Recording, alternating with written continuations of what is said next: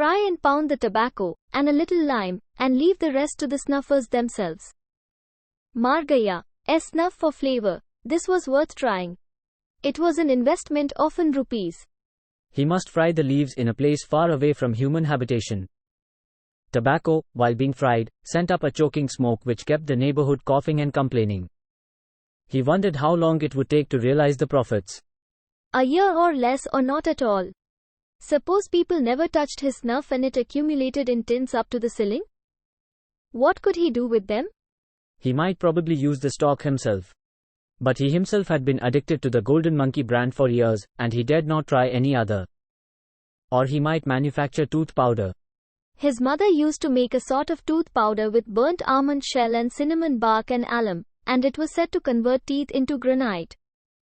Margaya now thought of his mother with gratitude. There was always a big crowd of sufferers waiting for her at the hall of their old house. She was of a charitable disposition. She took the stock out of a large earthen jar, and distributed it liberally. His father used to declare, "You will be reborn in a heaven of golden teeth for this."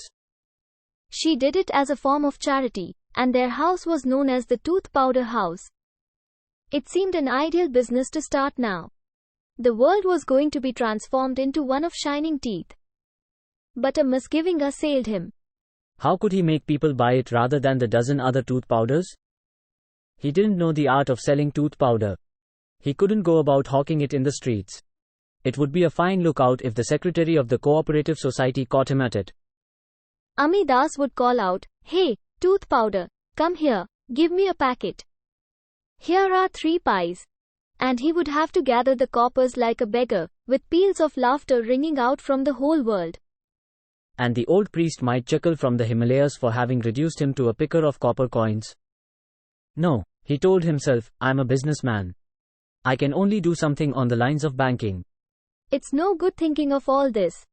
He watched the fountain hissing and squirting, while the traffic flowed past, and sighed, as he had sighed so often before, at the thought of his banyan tree business. He sighed, reflecting, here is an adult, sitting on the fountain like a vagrant when he ought to be earning.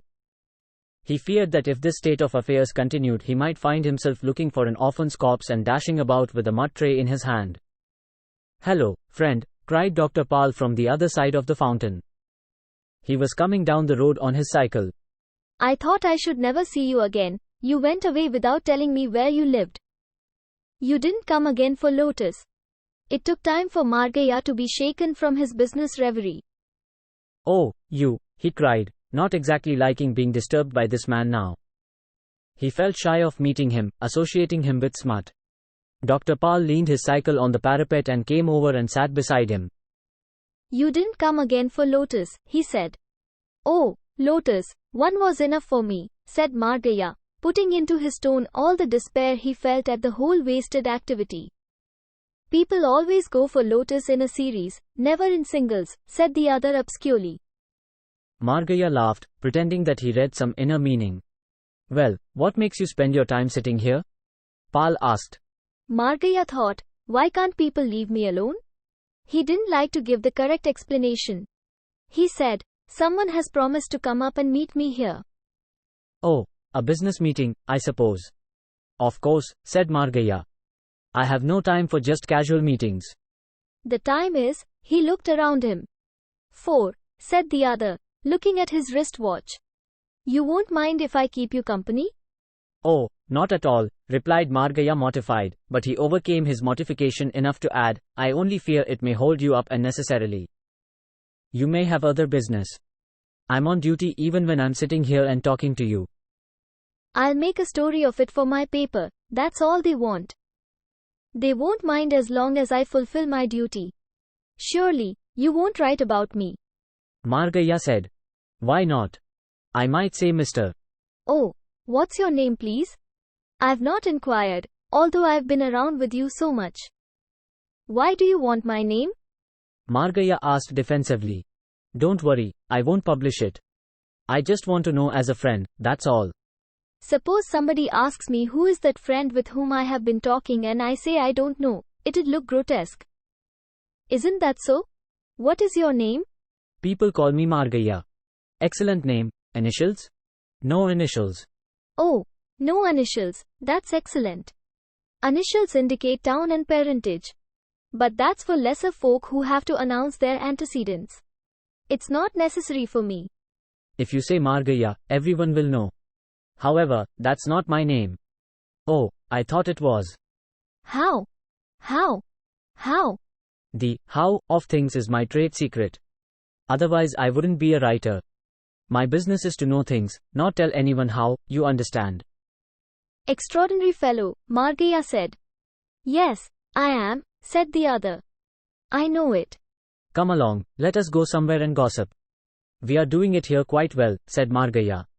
Oh, no. This place is too noisy. I want to talk to you privately. Come on, don't say no. He was irresistible. Margaya remembered in time to protest, but I have told you I am waiting here for someone. Oh, he will follow us there, don't worry. Come along to my office. I must show you my office. They walked along, through the crowd. It seemed to be all the same for Margaya, what he did or where he went. He followed the other blindly. He took him through the eastern end of Market Road, turned into a lane, stopped before a house and knocked on the door. A little boy opened it. Who is inside? Pal asked. No one, the boy said. That's fine, said Pal. As I expected. Open my office then, young fellow. The young man disappeared and opened a side door and put his head out. Hold the cycle, commanded Pal.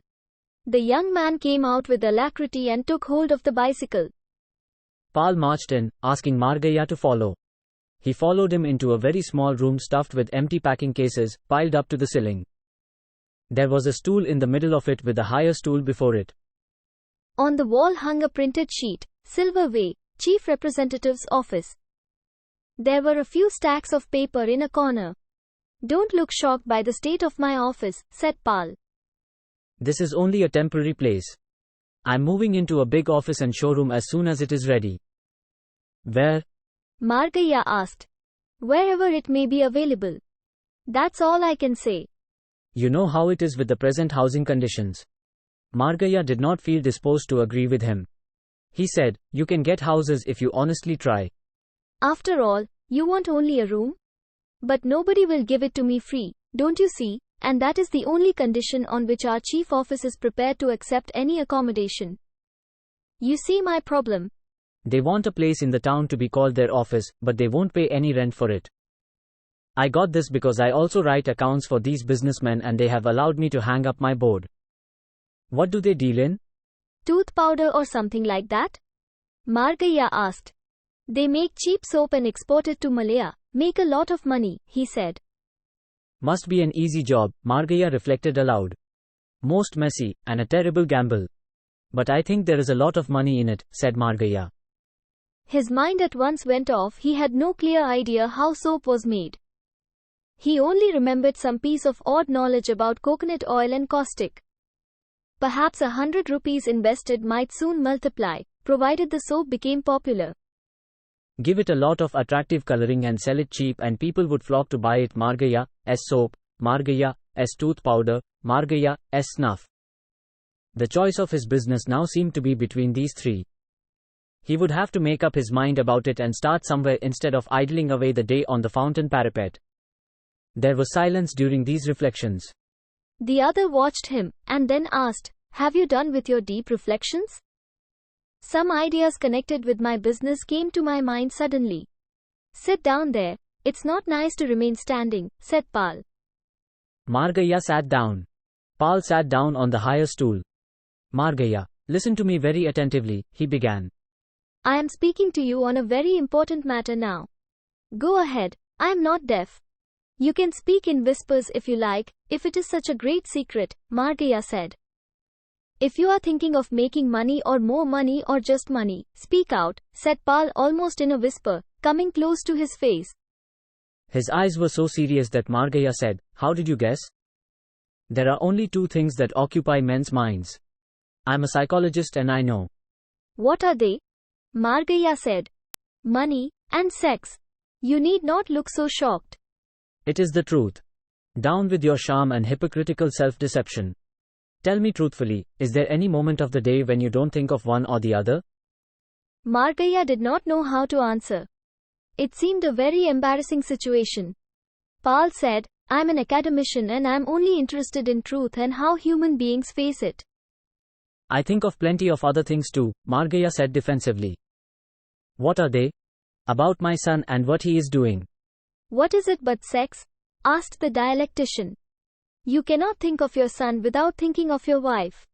Oh, that will do, said Margaya indignantly. I don't like anyone to talk of my wife. Why not? Persisted Pal. Have you considered why people make such a fuss about their wives? It is all based on primitive sexual jealousy. No, you should not speak lightly about wives. You know nothing about them. If you are a bachelor, then I don't know what you are. I am a sociologist, and I cannot sugarcoat my words. I have to speak scientifically. Margaya was overawed by the man's speech. He did not quite grasp what he was saying. All the same, he said, it is generally understood that you may talk of any subject freely, but you must not make free reference to another man's wife. Nor to one's own wife, added Pal. I don't think anyone can speak openly about his wife. If he could speak out openly what she means to him and what she thinks of him or he of her behind the screen of their house or behind the screen of their bedchamber, you will know. Oh, stop, cried Margaya. I won't hear any more of it. He felt ashamed. This sociologist, or whatever he called himself, seemed to be preoccupied with only one set of ideas. Margaya said, I wish you would marry some strong girl and settle down. It will give you other things to think of. I don't want to think of anything else. I feel I am made by God in order that I may enlighten people in these matters and guide their steps to happiness, asserted Pal.